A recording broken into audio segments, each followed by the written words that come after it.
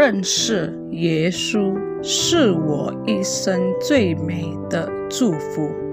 我要在救主耶稣基督的恩典和基石上长进。Mengenal Yesus adalah berkat terindah seumur hidupku. Aku mau bertumbuh dalam kasih karunia dan dalam pengenalan akan Tuhan, Juru Selamat kita, Yesus Kristus.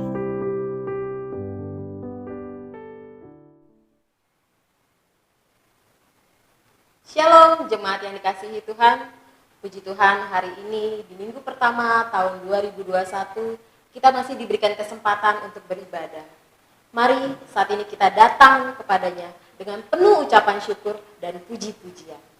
Oleh karena keberkat kemurahan Tuhan, kita masih boleh ada sampai hari ini. Mari kita angkat pujian kita yang pertama katakan, berkat kemurahan.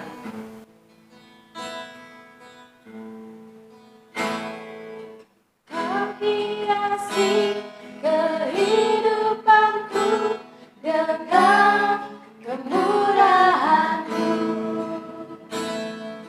Kau rancangkan masa depanku penuh dengan harapan. Aku ada saat ini, semuanya karena kasih-Mu. Aku hidup hari ini, semua berkat kemurahan-Mu. Terima kasih Yesus, Engkau sangat baik, teramat baik bagiku.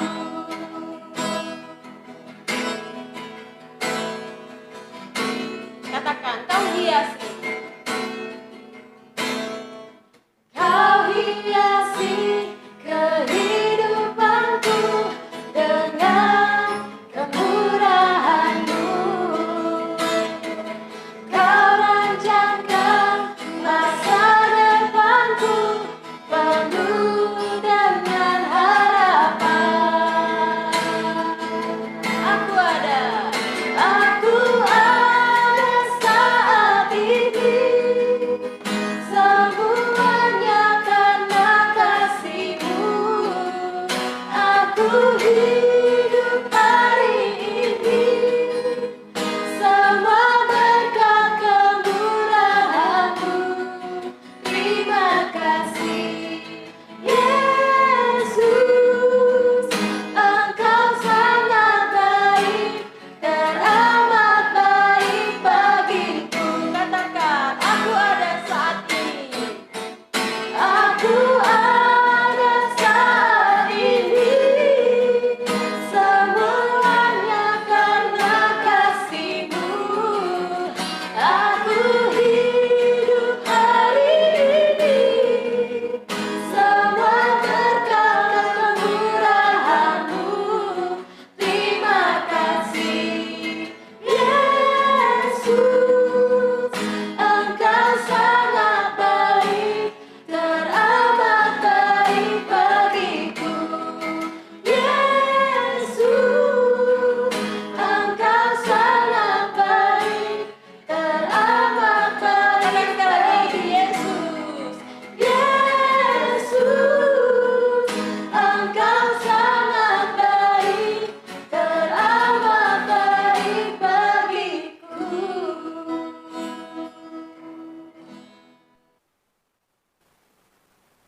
Jemaat yang dikasihi Tuhan, marilah kita mengawali ibadah kita hari ini dengan pengakuan bahwa pertolongan kita adalah dalam nama Tuhan yang menciptakan langit dan bumi, yang memelihara kasih setianya untuk selama-lamanya, dan yang tidak pernah meninggalkan perbuatan tangannya. Mari kita berdoa. Bapa kami yang bertata di dalam kerajaan surga, sungguh kami bersyukur Tuhan. Hari ini kami boleh beribadah di minggu pertama di tahun 2021. Biarlah Tuhan menolong setiap kami, memberkati mereka yang melayani, memberkati setiap jemaat, sehingga dalam ibadah ini Tuhan. Kami boleh memberikan persembahan yang harum di hadapan Tuhan. Tuhan berkati pujian dan juga firman yang akan disampaikan. Itu seluruh memberkati seluruh jemaat Tuhan yang mengikuti ibadah pada hari ini. Berkatilah ibadah kami Tuhan, dari awal, pertengahan, hingga akhirnya. Hanya dalam satu nama, dalam nama Tuhan Yesus, Juru Selamat kami hidup, kami sudah berdoa. Haleluya. Amin. Mari kita melanjutkan pujian kita berikutnya. Katakan, bagai Raja Wali, aku ingin selalu berada di hadirat-Mu. Kita mau berlindung di dalam naungan Tuhan.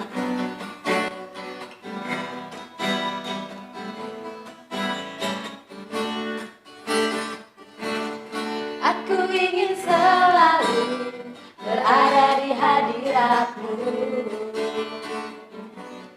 Aku ingin selalu berlindung dalam naungan-Mu. Di bawah kepak sayap-Mu, Kau bawaku terbang tinggi, melintasi langit biru, bagaikan Raja Wali. Katakan, aku ingin selalu, aku ingin selalu berada di hadirat-Mu. Aku ingin selalu berlindung dalam naungan-Mu. Di bawah kepak sayap-Mu, Kau bawaku terbang tinggi, melintasi langit biru, bagaikan Raja Wali. Bagai Raja Wali, bagai Raja Wali, melintasi gunung tinggi, bagai Raja Wali, melintasi badai hidup. Di bawah kepak sayap-Mu, Kau bawaku terbang tinggi, melintasi langit biru, bagaikan Raja Wali. Bagai Raja Wali, bagai Raja Wali, melintasi gunung tinggi, bagai Raja Wali, melintasi badai hidup. Di bawah kepak sayap-Mu, Kau bawaku terbang tinggi, melintasi langit biru, bagaikan Raja Wali. Melintasi langit biru, bagaikan Raja Wali. Melintasi langit biru, melintasi langit biru, bagaikan Raja Wali.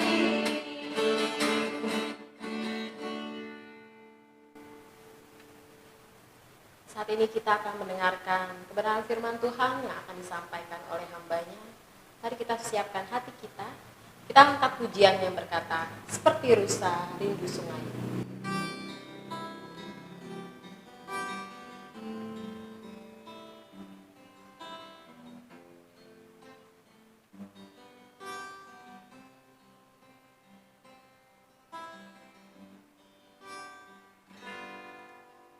Seperti rusa rindu sungai-Mu, jiwaku rindu Engkau.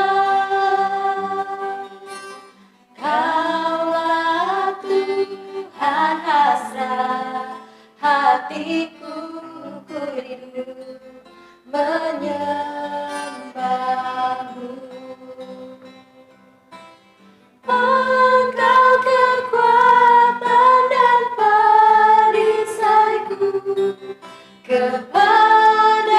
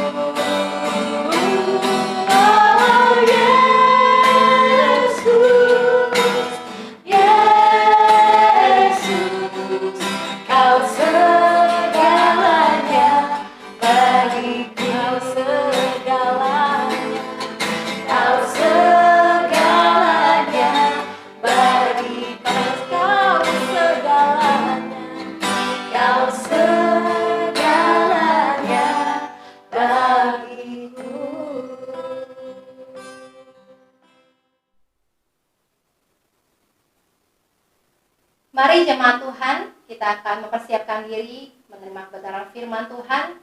Kita terlebih dahulu kita masuk dalam doa.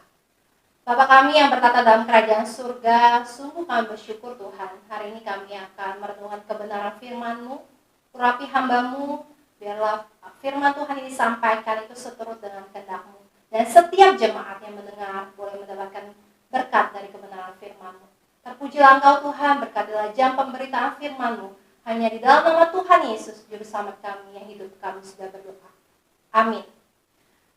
Jemaat yang dikasih Tuhan, kita akan membaca bagian firman Tuhan dari Mazmur 118 ayatnya ke-24. Mazmur 118 ayatnya ke-24. Demikian firman Tuhan. Inilah hari yang dijadikan Tuhan. Marilah kita bersorak-sorak dan bersukacita karenanya. Setahun yang lalu kita sudah lewati di tahun 2020. Dan kini kita memasuki tahun yang baru. Bagaimana perasaan Bapak Ibu ketika memasuki tahun yang baru? Tentu beragam perasaan yang kita alami. Namun pembacaan firman Tuhan hari ini membawa kita mensyukuri akan hari yang dijadikan Tuhan dengan penuh sorak-sorai dan sukacita. Masa pujian ini merupakan nyanyian kemenangan, di mana saat itu keturunan Daud berada di dalam keadaan bahaya. Lalu dilepaskan oleh Allah dan mengalami pemulihan kedudukan sebagai raja. Mazmur ini pun seringkali diucapkan dalam hari raya untuk Daud, di mana hari raya ucapan syukur atas panen yang dilakukan oleh umat Israel. Ketika firman Tuhan hari ini ayat firman Tuhan ini dinyatakan bagi kita semua, diingatkan bagi kita semua bahwa kita bersyukur akan hari yang dijadikan Tuhan. Mungkin sebagian kita berkata 2020 kita melewati dengan banyak hal ya terjadi ya. Mungkin ada yang merasa suka, duka. Itu hal yang harus kita jalani. Namun kita tetap bersukacita karena kita dipercayakan satu tahun lagi, tahun yang baru. Kita percaya bahwa ketika pemazmur menulis ini, dia menyadari bahwa banyak perbuatan Allah yang telah dirasakan umat Israel sejak dahulu sampai saat ini, ya, sampai saat firman Tuhan dinyatakan ini sampai hari ini. Karena banyak hal yang telah mereka alami bersama dengan Tuhan. Demikian kita. Tentu kita sebagai orang percaya, sebagai anak-anaknya mengalami banyak hal di dalam kehidupan kita. Banyak peristiwa. Dan kita memperoleh banyak berkat daripada Tuhan. Berkat tidak melulu hanya bicara kesehatan, harta, tata, dan sebagainya. Tapi jangan lupa ketika kita bisa melewati segala masalah, itulah berkat Tuhan. Jika kita diberikan kesempatan untuk memasuki tahun yang baru, memasuki hari yang baru, apa yang mau Bapak Ibu lakukan? Hari ini firman Tuhan, yang tema yang saya berikan adalah tahun baru, hidup baru. Saya itu secara pribadi sebagai hamba Tuhan menginginkan bahwa kita semua ketika memasuki tahun yang baru, kita juga memiliki kehidupan yang baru. Karena pada dasarnya sesuai dengan firman Tuhan di 2 Korintus 5 ayat yang 17 demikian. Jadi siapa yang ada di dalam Kristus, ia adalah ciptaan baru, yang lama sudah berlalu, sesungguhnya yang baru sudah datang. Secara rohani sudah jelas dikatakan, kita yang di dalam Kristus adalah ciptaan baru. Tapi jika kita menengok hari-hari kita di tahun-tahun sebelumnya, bagaimana kehidupan kita? Apakah benar kita sudah menjadi ciptaan yang baru? Ketika bicara tahun baru, hidup yang baru, saya membawa Bapak Ibu memikirkan perbandingan ini. Ada ciri-ciri orang yang belum hidup baru dan ciri-ciri orang yang sudah hidup baru. Bagaimana ciri orang-orang yang belum hidup baru? Ada 3 hal, ya. Yang pertama, orang yang belum hidup baru, mereka berperilaku jahat. Apa maksudnya berperilaku jahat? Orang ini tidak memiliki rasa takut ketika mereka melakukan kejahatan. Ya, kita tahu hal-hal yang atau kriteria kejahatan itu apa. Orang Orang dunia tahu apa yang dimaksud jahat dan baik. Tapi seringkali menjadi abu-abu. Contohnya paling sederhana yang mungkin saat-saat ini menjadi pembicaraan tentang korupsi. Kita tahu bersama orang-orang yang di duduk pemerintahan, mereka awalnya memang punya keinginan yang kuat untuk membangun bangsa. Ketika mereka dilantik, mereka sudah bersumpah. Namun perjalanan hidup membawa mereka diperhadapkan dengan tawaran dunia. Akhirnya mereka melakukan kejahatan. Bahkan Menteri Sosial sebelumnya melakukan korupsi dengan bantuan yang ada. Bantuan yang harus diberikan diambil keuntungannya. Apakah dia tidak merasa takut ketika melakukan itu? Itu menjadi pertanyaannya. Seringkali kita sebagai orang percaya demikian. Kita tahu tuh hal ini adalah hal yang jahat. Tapi mungkin tawaran dunia atau hal di baliknya itu membuat kita tergiur. Dan kita memilih melakukan itu.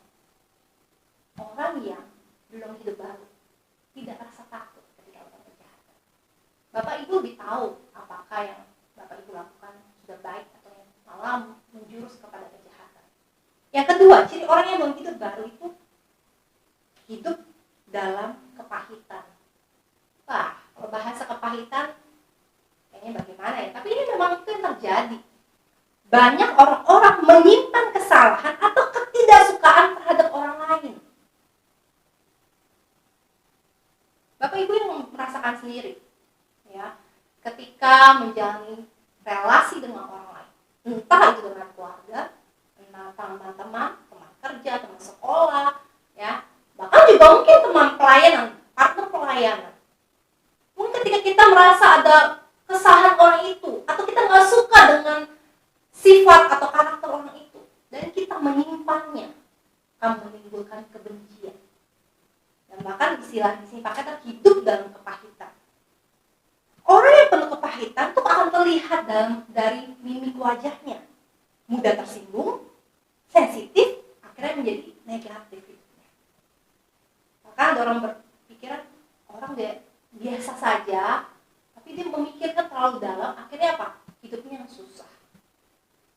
Karena dia memilih hidup dalam kepahitan. Makanya bahasanya pilihan. Ya, berapa banyak orang-orang yang belum hidup baru memilih untuk menyimpan kepahitan dalam hidupnya. Yang ketiga, orang yang belum hidup baru biasanya tidak peduli kepada sesama. Ketika orang dalam kesulitan, ya, apakah kita memiliki belas kasihan atau tidak? Banyak orang berkata demikian. Saya sebetulnya pengen banget bantu orang, tapi saya nggak mampu. Namun kita melihat banyak orang yang mampu, tapi tidak mau atau tidak punya belas kasihan. Menolong orang tidak selalu bicara soal uang. Tapi banyak orang tidak bisa melakukan atau peduli kepada sesama yang membutuhkan. Apalagi situasi pandemi ini. Berapa banyak orang yang memiliki belas kasihan, memperhatikan, menolong, orang yang tidak peduli pada sesamanya. Mereka fokus kepada dirinya. Saya pastikan orang itu belum hidup baru. Kalau tadi saya katakan ada perbandingan orang yang belum hidup baru, berarti ada yang hidup baru. Bagaimana orang yang hidup baru? Tadi yang pertama berperilaku jahat, tentu di sini adalah berperilaku baik. Kebaikan yang dilakukan orang itu karena apa? Dia berbuat baik karena dia merasakan kebaikan Tuhan. Dia menyatakan rasa syukur. Dan dia tahu mana yang baik, mana yang jahat. Ya, dia berperilaku itu bukan untuk dipuji, tapi memang itu menjadi identitas, sudah menjadi gaya hidupnya. Gak bisa menahan diri untuk berbuat baik. Ketika ada sesuatu yang jahat, ada yang nggak tepat, pasti dia merasa nggak tenang hidupnya. Saya tahu di dalam dunia pekerjaan, walaupun saya hanya 4 tahun di dunia kerja, tapi banyak tawaran untuk membuat kita melakukan kejahatan. Melakukan mungkin kecurangan, dikatakan bisa mungkin korupsi, banyak celah. Tapi kalau orang hidup baru, Walaupun celah itu ada, dia nggak mau ambil kesempatan itu. Karena tahu ini perbuatan yang tidak menyenangkan Tuhan. Tadi ada belajar dikatakan orang yang baru hidup baru hidup dalam kepahitan. Kalau orang yang hidup baru, dia belajar mengampuni. Kenapa saya sematkan kata belajar? Memang mengampuni itu perkara yang sulit, Bapak Ibu. Siapa yang di sini berani berkata saya mudah mengampuni? Tentu tidak. Ketika ada sesuatu yang nggak menyenangkan di hati kita, kita merasa ada yang tidak tepat di hati kita, pasti kita merasa, aduh, kok ini seperti itu ya, tidak bisa menerima. Tapi inilah, kita hidup di tengah dunia atau kita ditempatkan di tengah orang-orang yang berbeda tentunya dengan kita. Kita nggak bisa menyamakan diri kita dengan orang lain, menuntut orang lain, sulit rasanya. Belajar mengampuni. Sebagai anak Tuhan, kita diminta belajar mengampuni dalam arti apa? Kita memang nggak bisa melupakan kesalahan orang yang menyakiti kita. Tapi sini, yang garis bawahi, orang itu nggak menyimpan kesalahan orang itu dalam waktu lama. Kenapa? Membuang waktu dan energi kita. Berapa banyak orang yang menyimpan kepahitan, tidak mau mengampuni, hidup nggak tenang, Bapak Ibu. Mikirin siang malam, orang yang lakuin tenang-tenang aja, nggak merasa bersalah. Yang rugi siapa? Yang rugi kita sendiri. Makanya nggak heran Tuhan Yesus dalam doanya Bapa kami katakan apa? Ampunilah kami kan kesalahan kami, seperti kami juga mengampuni orang yang bersalah pada kami. Ini teori, ya. Ini adalah yang sering kita dengar.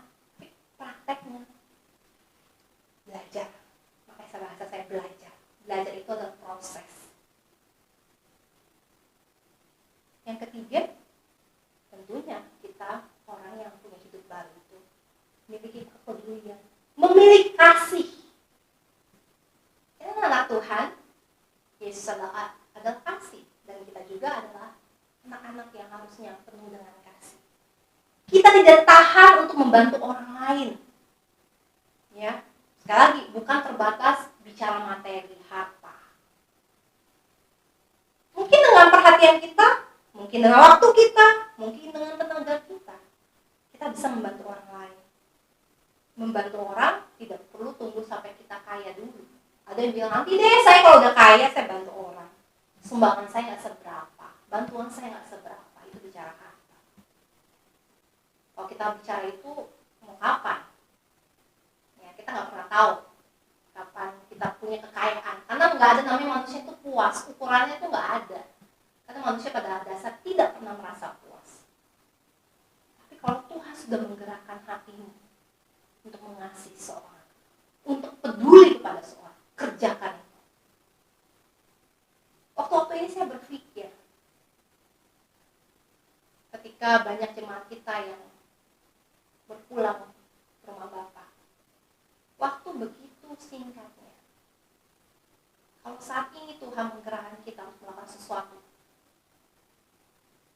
tapi kita mengeraskan hati, kita acung ke acuh, sangat disayangkan. Kenapa? Kita ciptaan baru.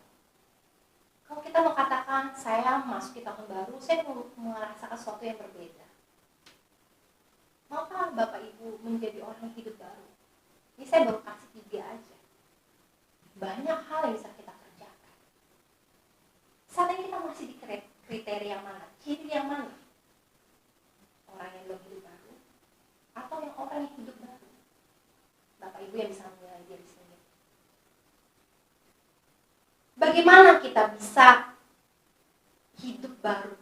Ya tentunya apa tadi bilang, di dalam Kristus. Kita menyadari kita adalah anak Tuhan. Tentu kita harus punya hubungan yang intim dengan Tuhan. Kita bergaul karib dengan Tuhan. Tidak ada cara lain. Kalau kita nggak hidup di dalam Tuhan, kita nggak tahu kebenaran. Kita nggak tahu apa yang harus kita lakukan. Dan Roh Kudus sendiri akan memberikan kita kepekaan di dalam menjalani kehidupan ini. Bukan berarti kita nggak bisa salah, bukan berarti kita nggak pernah jatuh. Kita sudah masuk di tahun 2021. Berapa banyak tahun sudah kita lewatkan? Berapa banyak waktu kita sia-siakan untuk melakukan hal yang berdampak? Ketika kita memiliki hubungan intim atau bergaul karib dengan Tuhan, niscaya Roh Kudus yang akan memampukan kita. Sekali Roh Kudus yang memampukan kita. Bukan hebat kuat gagah kita. Waktu kita dengar firman Tuhan, wah saya besok mau jadi orang yang hidup baru, jadi dampak. Gak bisa Bapak Ibu. Butuh tuntunan Roh Kudus. Seorang pemasmur, kita tahu dia orang yang luar biasa, Daud, memiliki kehidupan yang begitu intim dengan Tuhan. Dia pun pernah jatuh, dia pernah melakukan kesalahan. Namun secara khusus kalau kita lihat di bagian Mazmur 118 ini, banyak pernyataan-pernyataan di mana dia menunjukkan bahwa dia melibatkan Tuhan. Dia punya hubungan yang intim dengan Tuhan. Kalau Bapak Ibu lihat ayat 6 dan 7, kalimat sama, Tuhan di pihakku. Ayat 8, 9, lebih baik berlindung pada Tuhan. Ayat 10 dan sampai 12, demi nama Tuhan. Ayat 15 sampai 16, tangan kanan Tuhan. Dia terus melibatkan Tuhan. Dia menyebutkan Tuhan. Berapa banyak dari antara kita menjalani kehidupan ini, kita mungkin seringkali mengabaikan keberadaan Tuhan dalam hidup kita. Bagaimana seorang itu bisa dikatakan bergaul karib, sedangkan dia tidak melibatkan Tuhan, menghadirkan Tuhan di dalam segala aspek kehidupannya. Dengan kata lain, pemasmur menyadari bahwa tanpa Tuhan, dia bukan siapa-siapa. Dia tidak berdaya menghadapi hidup ini. Meskipun dia seorang raja. Ada sebuah ilustrasi. Ya. Kita tahu bahwa sebuah benda bisa dikatakan maksimal jika benda itu digunakan secara maksimal sesuai dengan fungsinya. Ini ada cerita tentang seorang petani dari kampung yang menjual hasil panennya dan masuk ke dalam kota. Karena uangnya banyak, dia pun membeli sebuah kulkas untuk dibawa kembali ke kampung.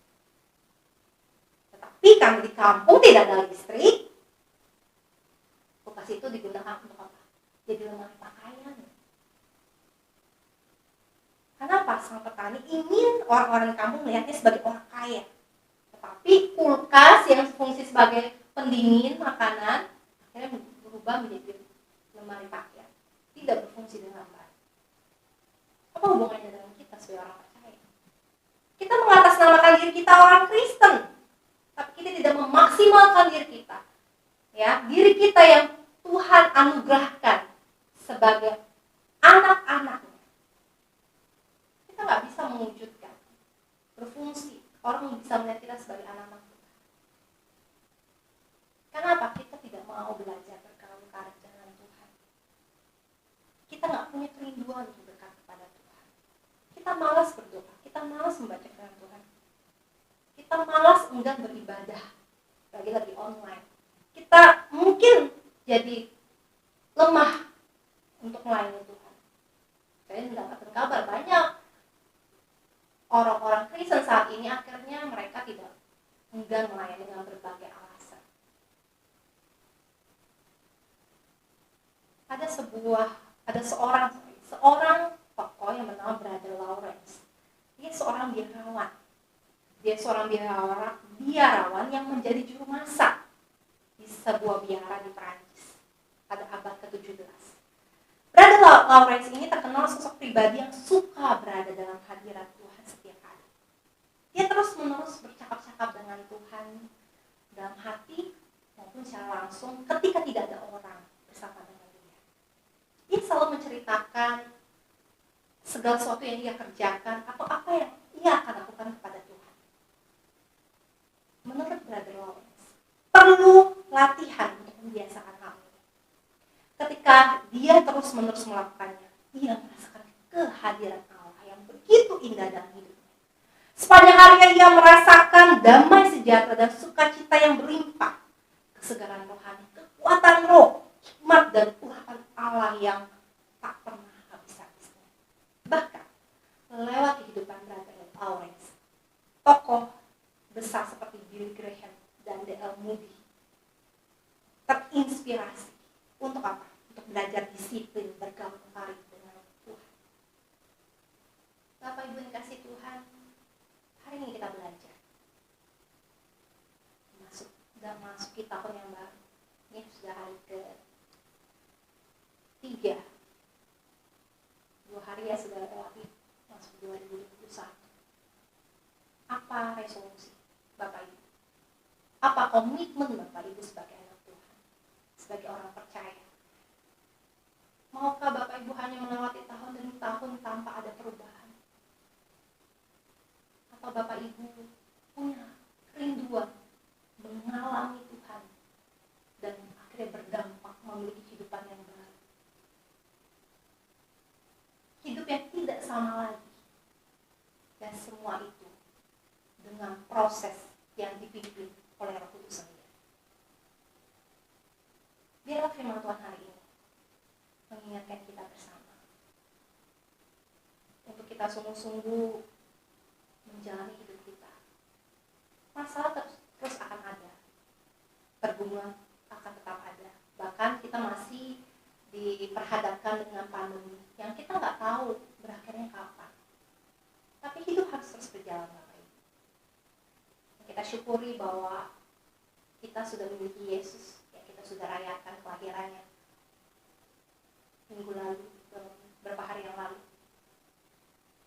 Dan tinggal kita yang menerima keselamatan itu. Maukah kita hidup intim bergaul karib dengannya, dan kita menyatakan hidup kita berbuah memiliki kehidupan yang baru sesuai dengan kehendak Tuhan. Amin. Mari kita berdoa. Bapa kami yang bertata dalam kerajaan surga, kami sungguh bersyukur Tuhan ketika kami masih diingatkan, kami teguh dibangun oleh kebenaran firman-Mu, sehingga kami tidak nyaman dengan kehidupan kami. Kami rindu Tuhan, Engkau melawat setiap jemaat-Mu yang mendengarkan firman-Mu. Engkau menilik hati mereka masing-masing Tuhan. Apakah didapati mereka sudah memiliki kehidupan yang baru, atau mereka masih jauh dalam kata hidup baru? Kan baru masuki beberapa hari tahun yang baru ini Tuhan. Biarlah Tuhan menolong setiap jemaat, diberikan komitmen, diberikan kerinduan untuk meresponi firman-Mu dan melakukan firman-Mu. Kami mau belajar oleh pimpinan Tuhan sendiri, dan Roh Kudus memampukan setiap jemaat-Mu. Terima kasih Bapa untuk segala berkat dan kebaikan-Mu di dalam kehidupan kami. Hamba-Mu berhenti berbicara. Kami percaya ada Roh Kudus Tuhan yang akan menolong setiap kami untuk dimampukan melakukan kebenaran firman. Di dalam nama Tuhan Yesus, bersama kami hidup, kami sudah berdoa. Amin. Sebelum memasuki doa untuk perjamuan kudus, mari saat ini kita mengangkat pujian yang berkata, sejauh timur dari barat.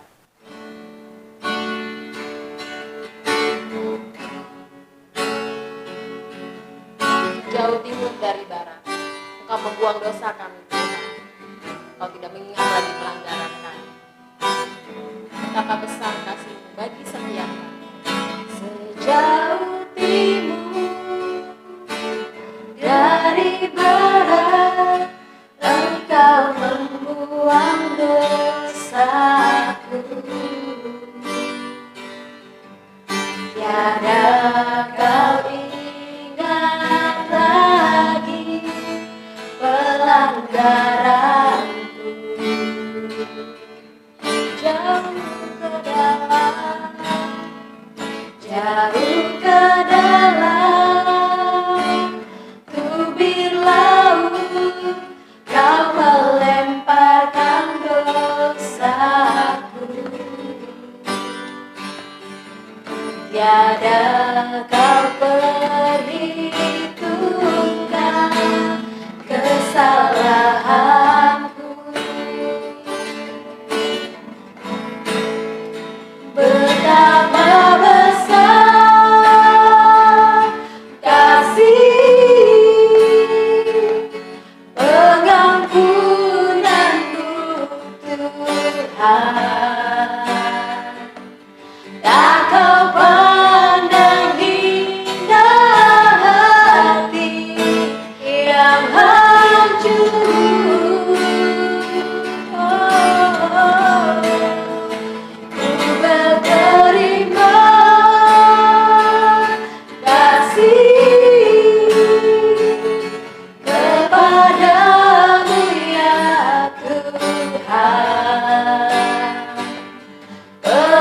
pengampunan yang Kau beri, pulihkan ku pengampunan.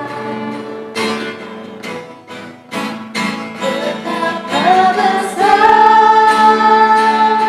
kasih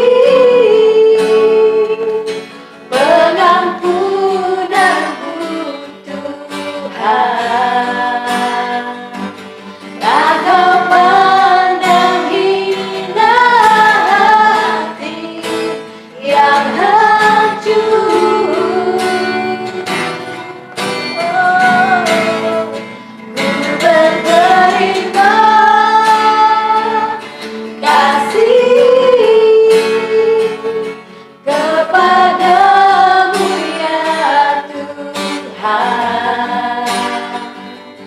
Pengampunan yang Kau beri, pulihkan ku pengampunanmu Tuhan. Pengampunan yang Kau beri, pulihkan ku.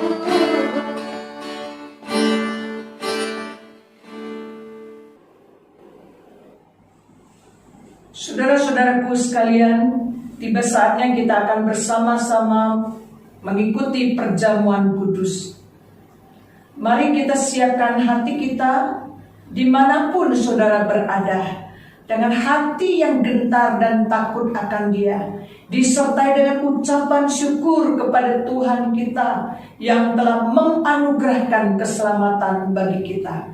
Hari ini kita boleh mengikuti perjamuan hanya karena kita mengenal akan kasih Tuhan. Mari sebelum kita mengambil roti dan cawan, kita bersama-sama minta Tuhan menyucikan kita dan berdoa. Bapa kami yang bertata di dalam kerajaan surga, kami bersyukur ya Tuhan, pada saat ini kami boleh bersama-sama dengan umat Tuhan, jemaat HK, untuk mengikuti perjamuan suci. Sebelum kami mengambil roti dan cawan ini Tuhan, mari Engkau tilik kami masing-masing. Mungkin ada sesuatu hal yang tidak berkenan, Tuhan ampuni kami, sucikan kami, agar supaya kami berkenan untuk mengikuti perjamuan suci ini. Tuhan berkati setiap keping roti maupun juga anggur ini. Dimanapun jemaat-Mu berada, Tuhan kiranya Engkau juga memberkati mereka. Siapkan hati mereka agar memiliki hati yang takut dan gentar kepadamu, sekaligus hati yang selalu mengalir ucapan syukur dalam kehidupan mereka. Terima kasih Bapa. Demi nama Tuhan Yesus kami berdoa. Amin.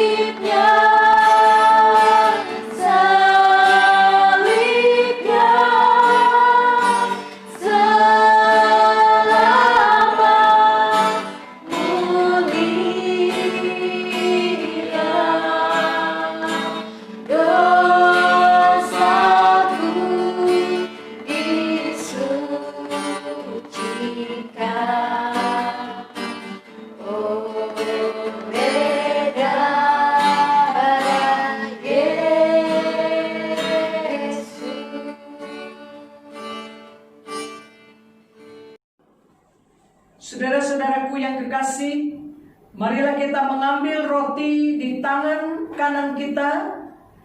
Kita menyiapkan untuk kita makan bersama-sama pada firman Tuhan pada malam di mana Tuhan Yesus akan ditangkap. Mengadakan satu perjamuan malam. Tuhan Yesus mengambil roti itu. Ia mengucapkan syukur atas roti itu. Lalu ia memecah-mecahkan roti itu dan dibagikan kepada murid-muridnya. Tuhan Yesus berkata, "Inilah tubuhku yang diserahkan bagi kamu. Perbuatlah ini menjadi peringatan akan aku." Saudaraku, roti ini melambangkan tubuh Kristus yang pernah diserahkan untuk saudara dan saya. Mari dengan hati yang bersyukur kepada Dia dan hormat kepada Tuhan untuk makan roti ini bersama-sama. Mari.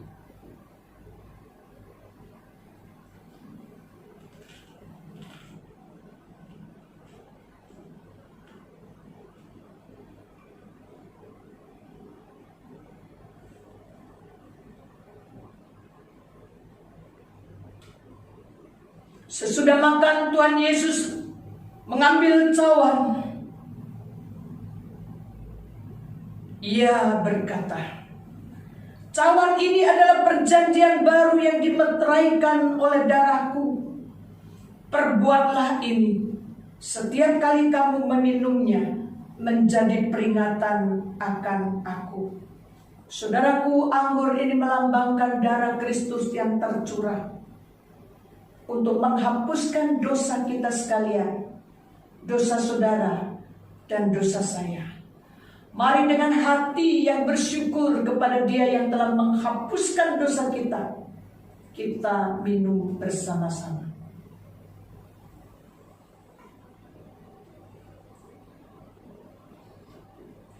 Kita akan bersama-sama berdoa yang akan dipimpin oleh Guru Injil Sinta. Bapa kami yang bertata dalam kerajaan surga, kami menyerahkan jemaat-Mu Tuhan di dalam kehidupan mereka.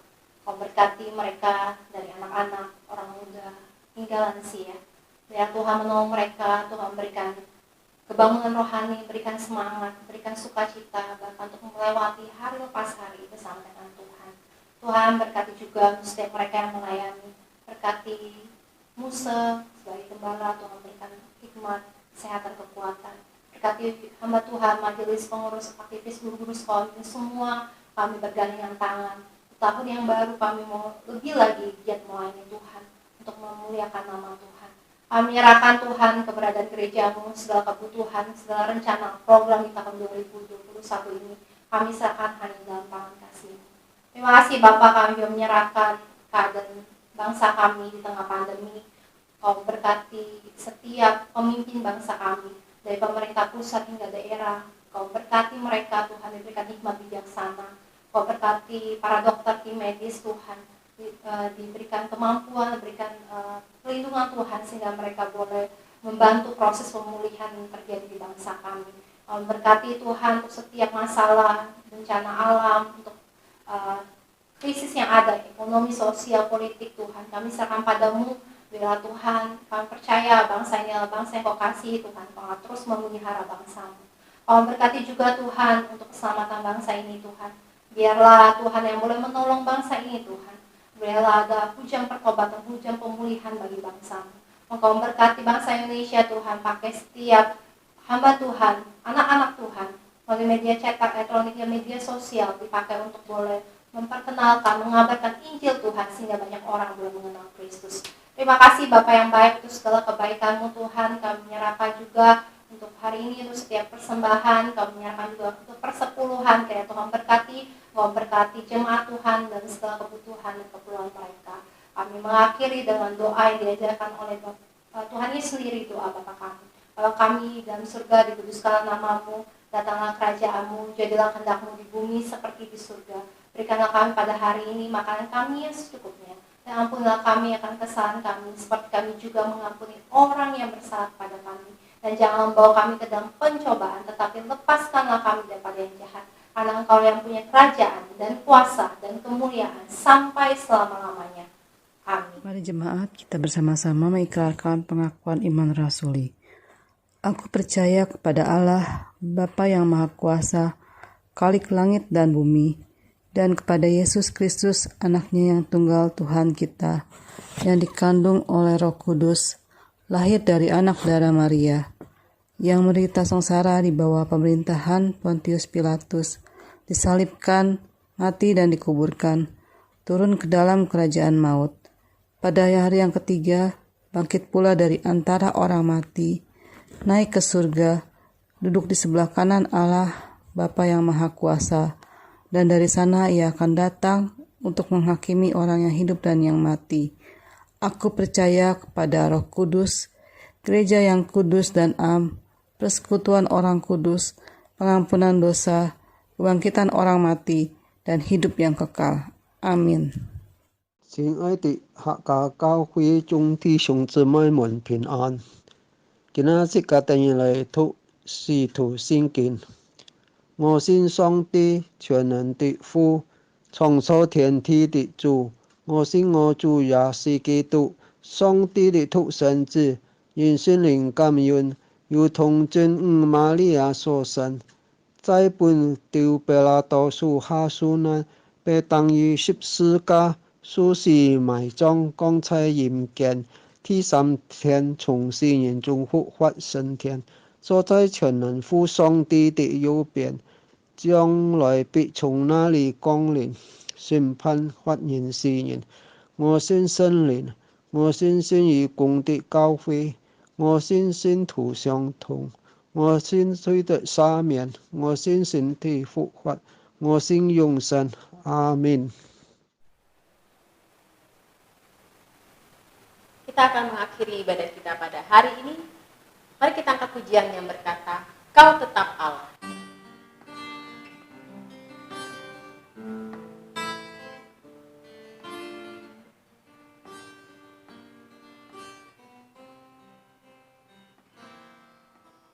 Betapa dahsyat Engkau Tuhan, pencipta segala yang ada, dulu sekarang sampai selamanya. Hanya Engkau Tuhan, tak terselami pikiranku, tak terukur panjang setiamu, dulu sekarang sampai selamanya.